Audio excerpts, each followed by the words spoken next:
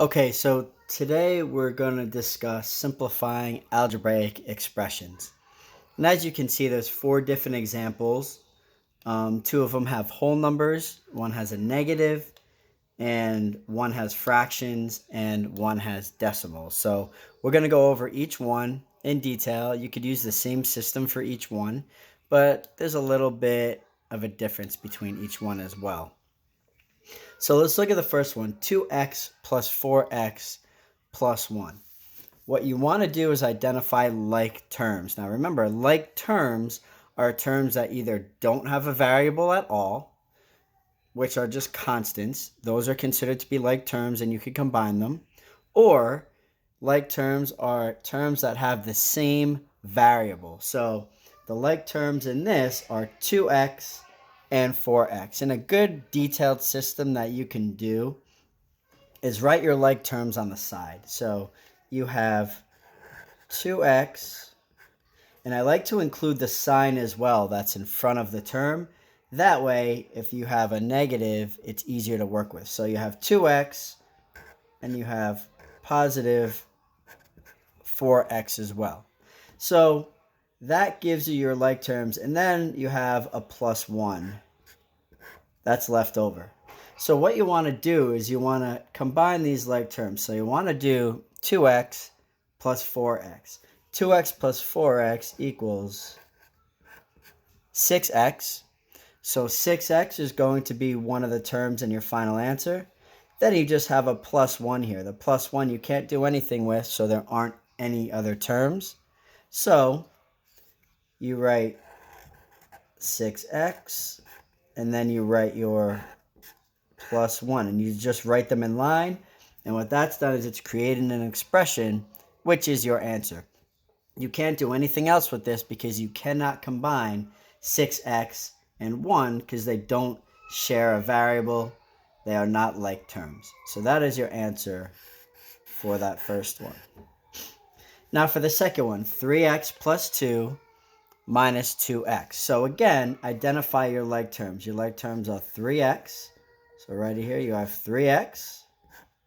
And you have a negative 2x. Now I know when you read it, it's a minus, but remember, keep that sign attached to that term so you know that you keep it consistent. So you could say that's a negative 2x. And when you write it like that, all of a sudden, you have 3x minus 2x. So 3x minus 2x gives you 1x or just x. Now the other term you have in here is plus 2. Plus 2 you can't combine with anything. There's no other term. So all you do is you write x, which is the first result, and then plus 2. And again, you can't combine those two simply because they're not like terms. They don't share a variable, or they're both not constants. Now, when you're working with decimals, so you have 1.4x plus 2x minus 4. Again, this minus 4 is by itself, so you just write minus 4. Now, you're combining 1.4x and 2x. Those are your like terms. So you have 1.4x plus 2x.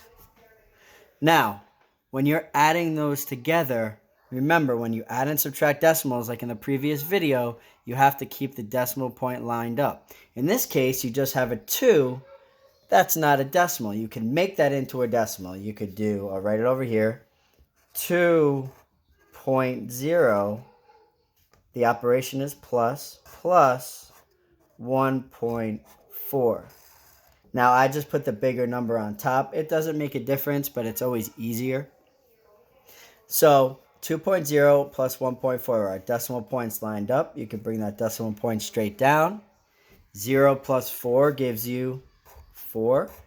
2 plus 1 gives you 3. So 1.4x plus 2x gives you 3.4x. Now, again, you just combine your 3.4. You don't combine them. You put them next to each other. You put 3.4x and you put minus that negative 4. So 3.4x minus 4 would be your final answer. Just make sure that you're lining up the decimal points and you're changing that whole number into a decimal by adding 0.0 at the end so you know where the decimal goes. Now, here you're combining your plus 2, can't be combined with anything, so let's just write plus 2. Now you have 1/2 x plus 1/3 x. So those are your like terms. When you're combining those like terms, you have to use the rules of adding fractions that we used in the previous video. You have to find your common denominator first. And you can either find the lowest number that both go into evenly, or you could just multiply the two denominators together. If I multiply the denominators together, 2 times 3 gives you 6.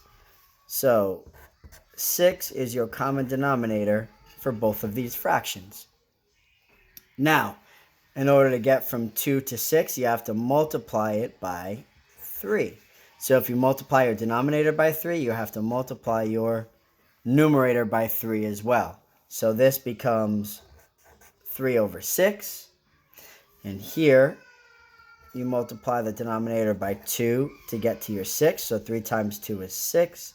So you have to multiply your numerator by 2. And this becomes 2 over 6. So now, again, when you add fractions, the denominator stays the same. And you add your numerators. So when you add your numerators, 3 plus 2 gives you 5. So 1 over 2x plus 1 over 3x gives you 5 over 6x. So, again, you have your plus 2. You just write these right next to one another. So it's 5 over 6x plus 2 as your final answer. So when you combine like terms, write them out on the side, make a list, and then just write the results next to one another. And then remember your rules for adding and subtracting decimals and adding and subtracting fractions for the other expressions. If you remember these, you'll be able to answer any combining like terms questions.